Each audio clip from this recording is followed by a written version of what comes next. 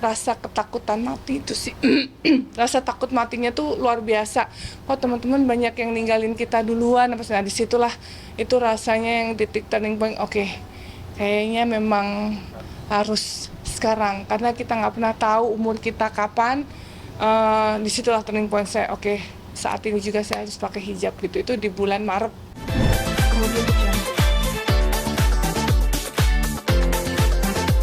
Terus dari Ustadz, ya kita memang sebagai perempuan khususnya harus selalu mencari ilmu sih gitu. Kak, itu sedikit flashback awal kata pikiran kalau boleh tahu ini. Awal kalau sebenarnya pengen pakai hijabnya udah dari lama, dari tahun 2019 waktu hamil Kiano. Sebenarnya waktu itu umroh ada rasa kepengen pakai hijab gitu.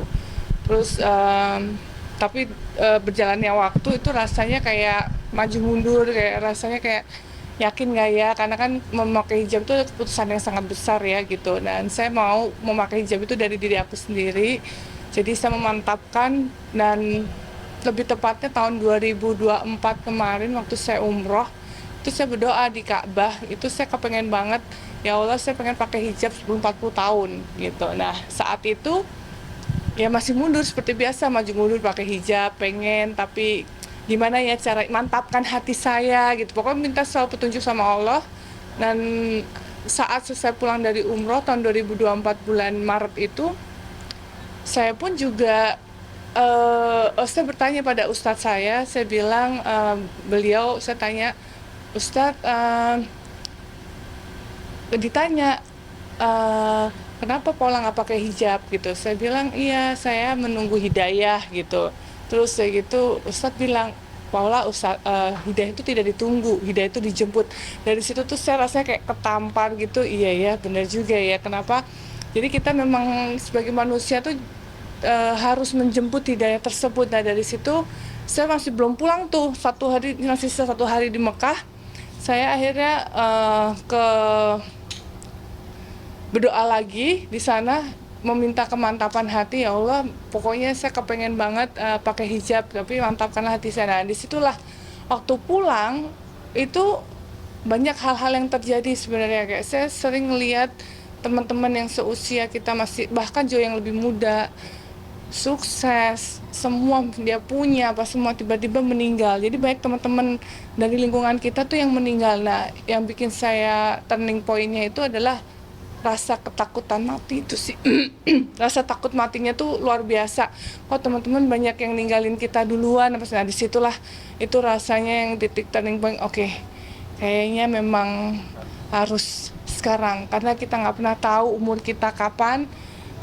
Disitulah turning point saya. Oke, saat ini juga saya harus pakai hijab gitu. Itu di bulan Maret pulang umroh di tahun 2024 ya. Oke, nah tahun ini Kak udah mau puasa nih, gimana? Mungkin tanyanya tuh Kiano dan Kenzo tuh puasa bareng sama Kak Paula atau Iya, gimana? doain aja sih. Yang pasti kalau kayak saya punya kesempatan ketemu anak-anak di sekolah, kayak kemarin itu udah bilang sama Kiano, terutama ya karena Kiano udah 6 tahun, pelan-pelan udah sounding kalau kakak nanti puasa ya, tahun ini mulai ikut puasa ya.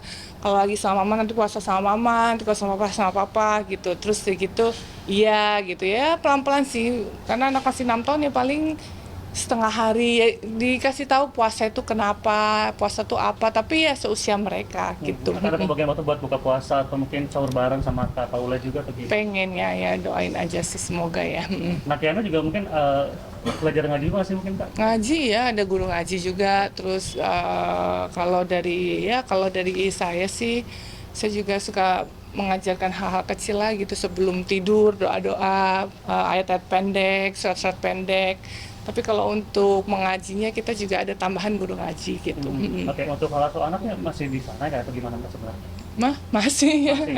Tapi kan alhamdulillah sekarang banyak waktu sama Kak Paula juga nih kayaknya gitu ya. Doain ya itu kan di sekolah. Oke. Iya. Kemarin juga sempat jalan-jalan Kak kayaknya ke Bali, ke pantai gitu sama Kenzo aku Oh lihat itu yang udah lama kan, tahun lalu ya. itu yang pas momen Kenzo geli sama pasir tuh itu kenapa sih Kak Paula? Oh tahun lalu ya.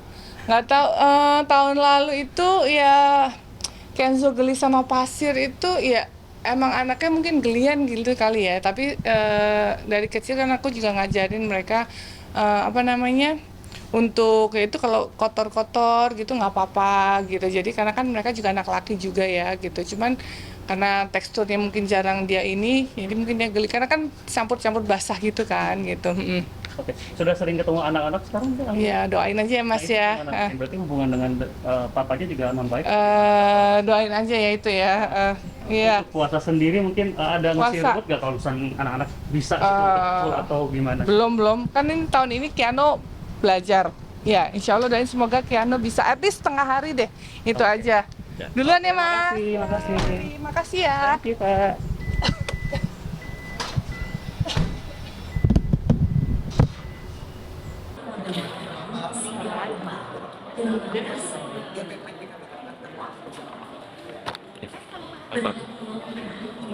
Panggilan sidang merupakan tanda nomor 24 ini.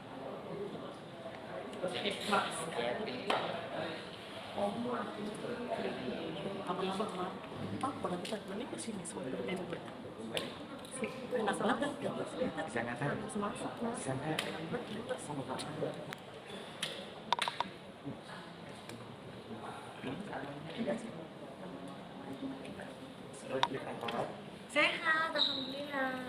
Wawancara nggak sih? Mau wawancara? Ya kan, nanti aja setelah putusan. Iya, nanti aja setelah putusan, setelah Sunil nyungsep baru kita wawancara. Oke? Bang, ada komentar mungkin soal Nepos. Katanya Nepos temannya abang katanya. Ya, saya Tolong kira, abang dibilangin bang, saya jangan kira, mepet-mepet ke. ini juga teman saya, ini membaik. Iya. Prinsip saya sebagai konsultan hukum dari adoptif, ya saya berharap kepada teman-teman yang bersama dengan saya bisa membedakan ya, mana persahabatan, mana kasus. Saya kira hari ini sebagaimana janji saya kemarin bahwa saya akan hadir, ya kita tunggu putusan hakim tunggal untuk memutus perkara gugatan pra peradilan ini. Walaupun saya yakin dari fakta-fakta yang saya lihat dari data dan penetapan tersangka ini saya yakin sudah benar. Sehingga kita lihat putusannya. Kira-kira begitu. Oke. Thank you ya. Oke. Bang, kembali lagi ke Nepos nih bang. Kembali lagi ke Nepos. Abang kan Mamski, abang ini kan temennya Ya. Nepos ya bang ya. Ya. Tolong nasehatin, maksudnya jangan ikut campur gitu loh bang. Kalau nggak ngerti lebih baik diam. Daripada kan nanti dia juga sudah Doktif laporkan. Oh iya? Iya, Doktif laporkan dia juga dan insya Allah nanti dalam waktu dekat dia akan dipanggil. Jadi yang Doktif tahu dia mulai menggiring tentang Doktif memeras apa-apa. Buktikan di depan penyidik, bukan di medsos, bukan macam-macam di medsos. Dia tidak bisa melaporkan Doktif, maka Doktif kasih panggung dia untuk membuktikan di depan penyidik. Gitu. Saya kira adik saya Fitri Salutero sudah pasti paham ya. Kalau ada proses hukum yang dilaporkan, pasti beliau akan Pasti datang ya. memberikan keterangan. Dan saya hanya satu kepentingan saya di kasus ini, bagaimana agar sebuah produk tidak dijual secara liar tanpa keterangan resmi atau balai dari BPOM, yang itu akan berisiko bagi rakyat yang menggunakan produk dimaksud. Betul bang, karena dia mempromosikan nih di story-nya dia mempromosikan produk yang jelas-jelas tidak ada nomor izin edarnya bang, tapi itu produk temannya dia. Nah gitu bang, jadi Ya, mau dinasihati ya, kalau kita memang tentu- tidak punya ini. Tentu saya yakin adik saya Fitri akan paham dan mana produk yang dijual dengan izin BPOM atau tidak. Ya, saya berharap ke depan kalau ada produk-produk yang dijual tentulah dengan dasar hukum yang kuat. Saya yakin adik saya Fitri Salutero kan punya kuasa hukum juga, Tommy, teman baik saya, dan saya yakin pasti Rinda Tommy akan memberikan masukan-masukan. Bagi saya sekali lagi ini dalam rangka rule of law, tidak ada kepentingan pribadi saya di kasus ini, karena yang penting bagaimana semua produk bisa dijual dengan menggunakan landasan atau pijakan hukum yang konkret tanpa basa-basi.